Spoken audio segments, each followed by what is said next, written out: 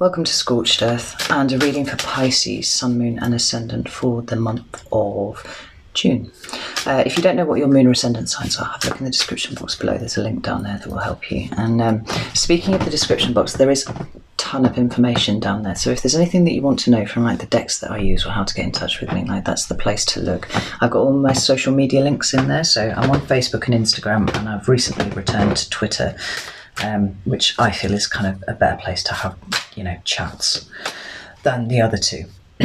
So if that's your bag, you know, like I said, come and join me over there. What else? Oh, I've had a lot of emails from people wanting to send me things, so I've set up a post office box, right, and that's in there now, so you can send me stuff. And obviously my email is in there if you want to send me an email, so that's all cool. What else? If you see the value in the work that I do, then there's a PayPal link for donations in the description box, and I've also just set up my Patreon, so if you want to subscribe and kind of like support in a more long-term sense, all that information's down there. There will be an extended at the end of the video, again, description box, and I'm trialing something new this month that I've wanted to do for a very long time but I haven't actually got around to, and that is shadow reads for the collectives. Now, I personally believe that each sign is born with a shadow, right? And just as we have, you know, skills and attributes and different, you know, character traits that you can kind of, you know, see under the signs, so we're born with this collective shadow. So I kind of want to start introducing people to their shadow, because it's there's only so far that you can go in the light when, you know, I think psychoanalysts say this, like 90% of our reactions to everything are in the unconscious, right? So bridging that gap, I think, is really, really important. Really getting to know yourself. So that's what I'm doing. I'm also doing a live stream tonight, which will be Saturday the 30th of May at 7:30 GMT +1. So if you see this before then and you fancy coming in to say hello, like bob in, that would be awesome. What else do I have to say? I think that's everything. Now, I have already started your reading, and then my phone ran out of memory, and it stopped recording. But I was kind of really getting into a flow with it, and I see a very clear message here, so I was just like, fuck it, I'll just start again with the cards. So they're already out on the table. I'm going to shuffle them and show you, and I like to do that usually, but this seemed very pertinent, so I was just going to go with it. I hope you don't mind, and I hope you don't think that I'm trying to pull the wool over your eyes or anything like that, because I'm absolutely not. So I'm going to show you what I've got on the table, right? The first card out for your recent past was the Three of Swords, and given the last reading that I did for you, that seemed pretty much bang on the nail. The energy, your current energy, is judgment, and what's coming towards you in June is the Six of Swords, right? Now, the clarifiers for each card were, for the Three of Swords, the Emperor and the Page of Swords. For judgment, the Ten of Pentacles and the Two of Wands. And for the Six of Swords, it was the Ace of Pentacles and the Six of Swords again, right? Can you see why I didn't really want to have to reshuffle and do this again, because this was, you know, bob on. Now, I'd started pulling clarifiers for the clarifiers just because I really wanted to get into it, and that's when my phone died. So we'll start again at the beginning. The shadow cards, right, for the reading were the Three of Wands and the Two of Pentacles, and I thought this is really, really important. Actually, I've just noticed underneath that shadow card there is the High Priestess, which for me is a card of Pisces. So we start off with, I'll come back to the shadow cards in a bit, we'll start off with the Three of Swords. Now, I don't remember the detail of what the reading was for you last month, but I do remember that the heartbreak was a really big part of it, so I wasn't at all surprised to see this card here. It's absolutely extraordinary. This was the card that made me buy this deck, you know. I actually thought it was all like fairies and unicorns and rainbows, which is not really my sort of thing, until I saw this card, and then I was like, oh, that is dark but also incredibly beautiful, so I'm going to buy this deck. So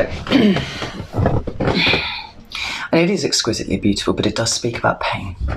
It's hard pain, really severe pain, and this is your recent energy. This is what you've been experiencing. Now, why you have been experiencing that is the Emperor and the Page of Swords, right?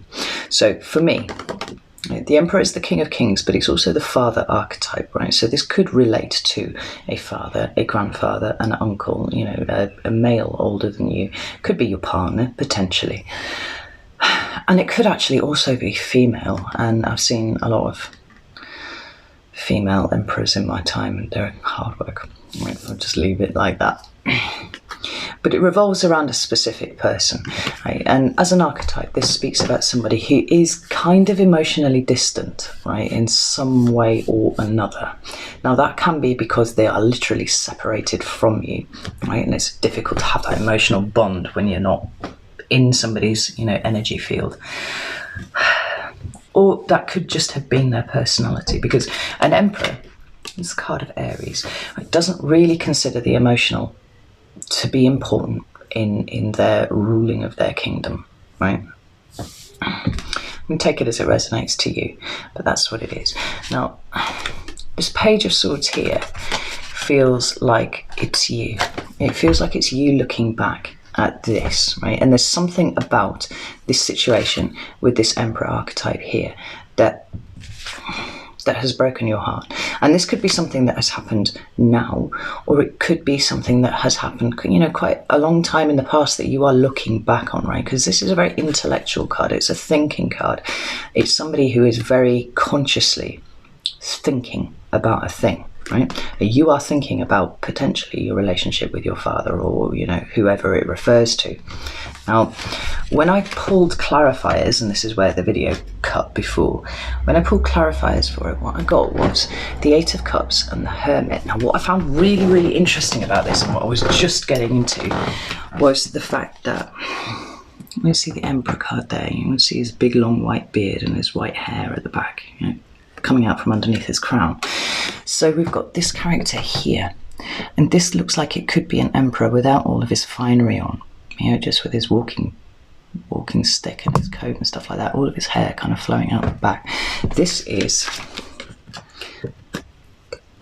this emperor archetype leaving, but kind of leaving you behind. That's actually what I wanted to say there, right? Now, again, this could speak to somebody literally moving away from you, right? Physically, geographically, whatever, you know, leaving you, abandoning you, something like that. But it could also speak to somebody who doesn't see emotional stuff as important, right? It's always kind of off exploring. You've got to take it as it resonates to you. Remember, this is a general reading. But then we've got this Hermit, right? And this Hermit fits for me with this Page of Swords. It's almost like you're going within, you're doing a bit of work on yourself, you know, because you're kind of looking back at this Emperor. I mean, trying to work out what you think about this. I think that you know how you feel, because it's come up under the Three of Swords, and it's wounding, it's heartbreaking, right? But could actually just say like that could also be a boss or anything like that, you know. It's somebody in a position of power, at least. And so just as they've left, right, as this sits here, right, looking back at that and doing the inner work, right, working out what this means for you, because the answers are all within you, you know that. But something happened to spur this as a thing that you were doing. Now, where it starts to pick up, and I'm really, really pleased to see that, is we've got the Judgment card here, and this is in your current energy. Now, there are a couple of different ways of interpreting this, and one of them is about looking at old situations, right? Sometimes it can be old situations coming back, or sometimes it can be just us looking at those old situations, you know, that are kind of dead and buried. And maybe if this, you know, was a long time ago, then that's a, you know, a kind of resurrection thing going on there. But the other way to look at it is making a conscious judgment about something. And that feels like it could well be the thing, because we've got you kind of consciously thinking here about a thing, consciously going within to look for answers, and then arriving here in this judgment energy in your present, you know, space. The clarifiers are the Ten of Pentacles and the Two of Wands, and I find this really, really interesting, right? Because this could talk about work, it could talk about business, you know, it's 10 Pentacles, takes a lot of time and effort to accrue. Right? It's here. But for me, it also speaks about, with that white-haired dude just there, looking a little bit like the Emperor again. It can talk about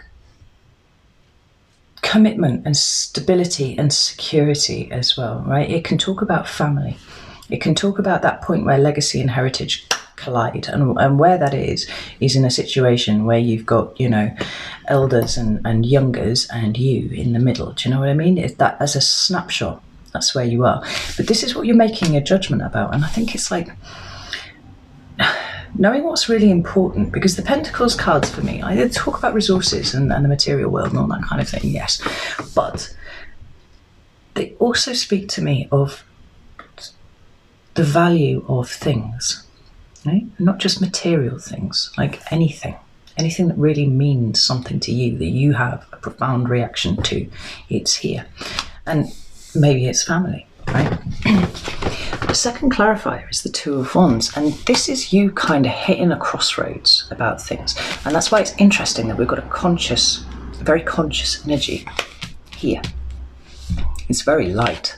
There are butterflies on here, and butterflies speak to me of transformation, which is interesting. And there are kind of family members depicted. I don't know how well the camera's picking it up. Family members depicted in here, right? There's women holding babies and all that kind of thing. But this is you hitting a crossroads and kind of deciding where you are going to go with something. And the thing is, because of the way these are sitting like this conscious decision, this person here is looking right at this family. Maybe you are making a decision about your family. Maybe you need to sit where you are. Maybe you need to move away from something, right? That's the current kind of energy that I'm pulling off this. Tell me about this Ten of Pentacles, please.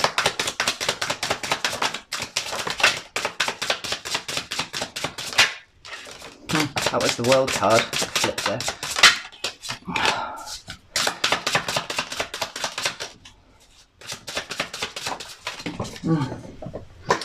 Ooh, that's interesting. So the High Priestess kind of fell out to the side there, and I'm just going to show it to you because that's your energy, right? That's a very internal energy, but it's also a 2, right? I'm back to this 2, internal kind of decision-making things. And she also, it's a fucking 10 of Cups there as well. She also, she holds all the wisdom, she holds all the knowledge. When you get the Hermit and the High Priestess turning up together, like that's a really powerful internal combination. We've got the Queen of Swords has come up here. That 10 of Pentacles, please.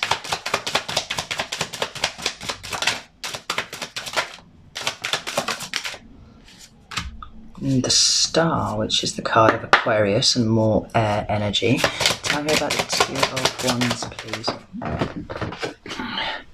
The Chariot.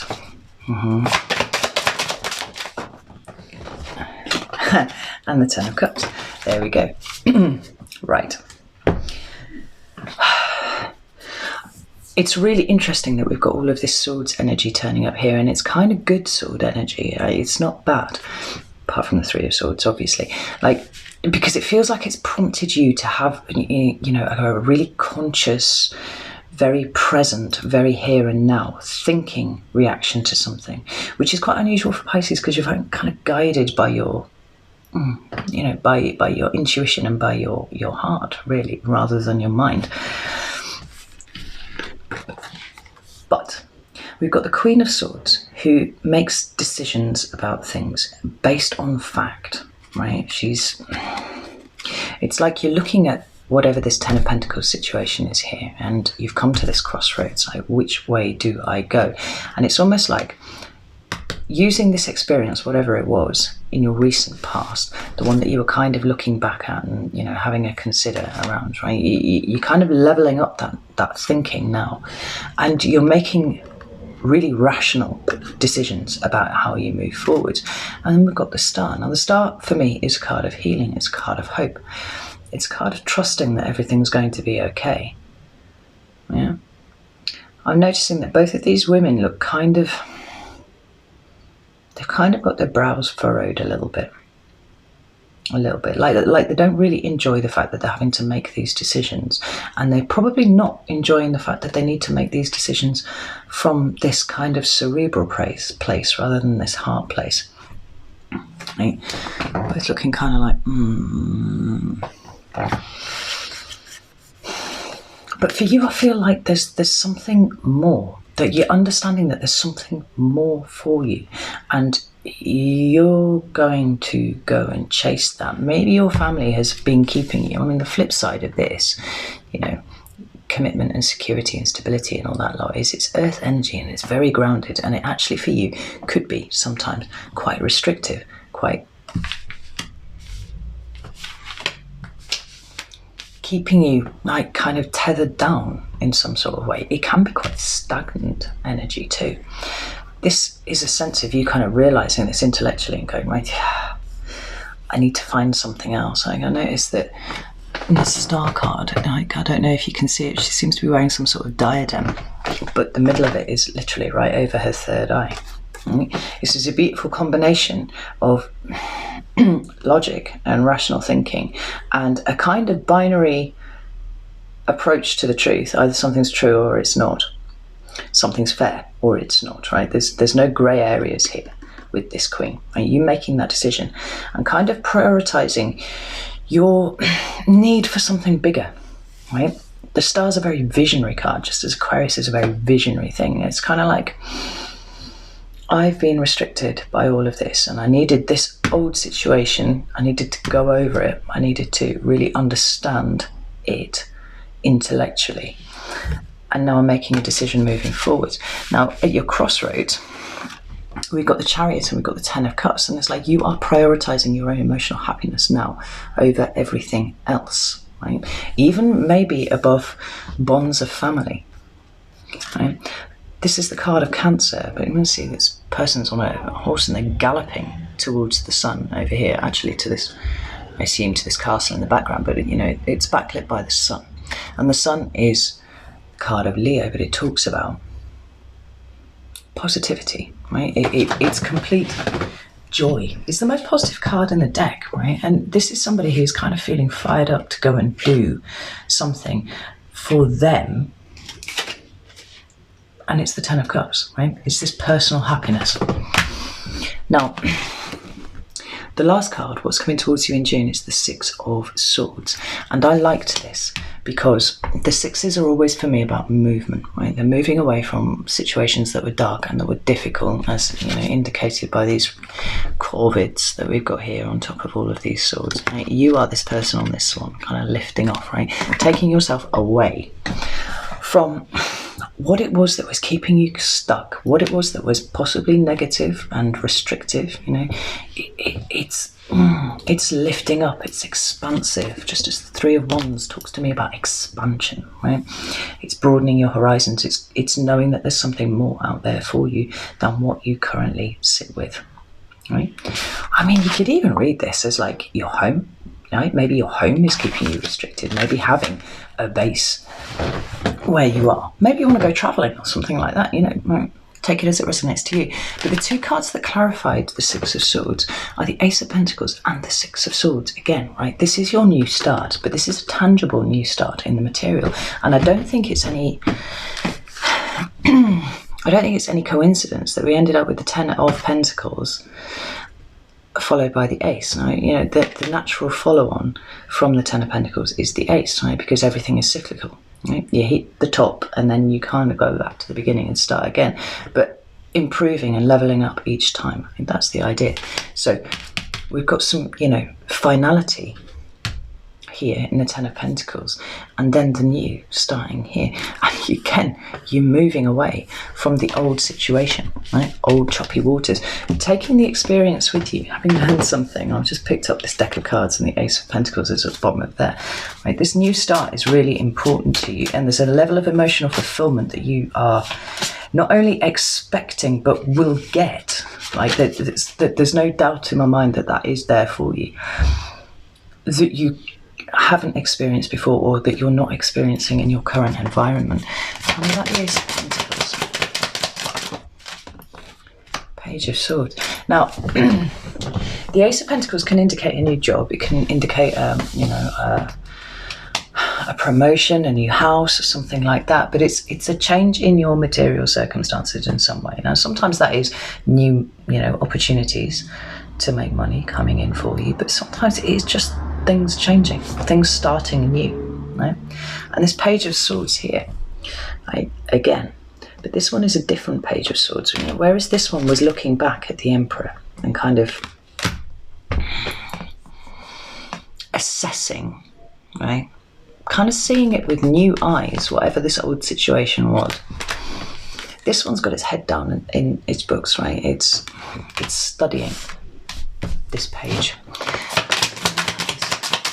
Ace of Pentacles. Oh, too many. Ace of Pentacles and the Page of Swords. We've got the Seven of Wands come out in reverse, right? And this is very defensive, guarded energy, right? And it feels like this is what you're moving away from. This is what you're releasing. This is what you don't want in your future environment, right? And it's almost like you've had your head down. You've been trying to work out how to make it happen. We've got the Two of Wands as the crossroads card, but we've also got this card of study here, researching, working out your options, right? It's quite logistical. It's very practical as well, just as the Ace of Pentacles is practical, so the Page of Swords is practical too. So what about the Six of Swords, please?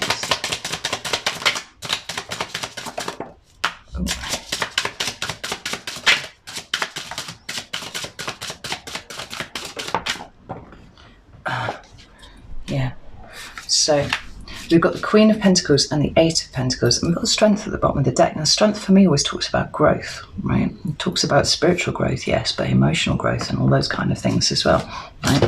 It's a very powerful card.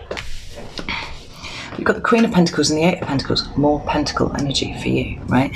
Now, for me, the Queen of Pentacles is not only someone who, has a plan quite often, right? Because all of the pentacle suit work in increments and stages, right? This is a very practical approach to whatever it is that you're doing right now, and it's a queen, so it's pretty high up there in terms of capability for doing those things. But we've also got the Eight of Pentacles here as well, and the Eight of Pentacles talks about putting the work into something, just as this talks about putting the work into something. The Ace of Pentacles is an opportunity, okay? And unless you do the work, you pluck it from where it is, it will never grow into anything beyond just an opportunity that is offered to you. But here is you putting in the work, right?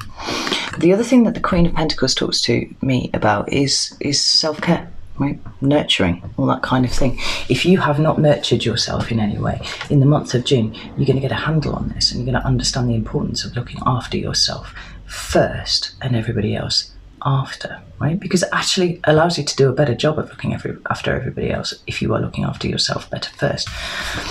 I feel like this is already something that's in your current environment, because we've got the Chariot card and we've got the Star card here as well, right?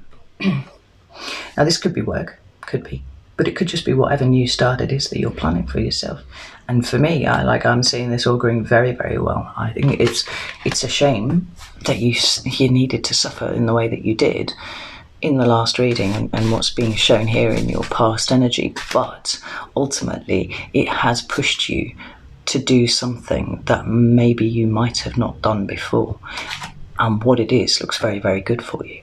So I'm going to leave it there, Pisces. As ever, if you liked the video, if it resonated with you, I'd love it if you would like it and consider subscribing, whatever like that. If it did resonate, I'm going to go and do your extended now, and keep an eye out for your shadow read as well, because I'm going to do that directly after the extended. To me, it feels a little bit laughable, the idea of doing a shadow read for a Pisces. I'll be interested to see what comes out for it, because y'all just such light spirits anyway. I'm quite intrigued. So I love you very much, and I'll see you all soon.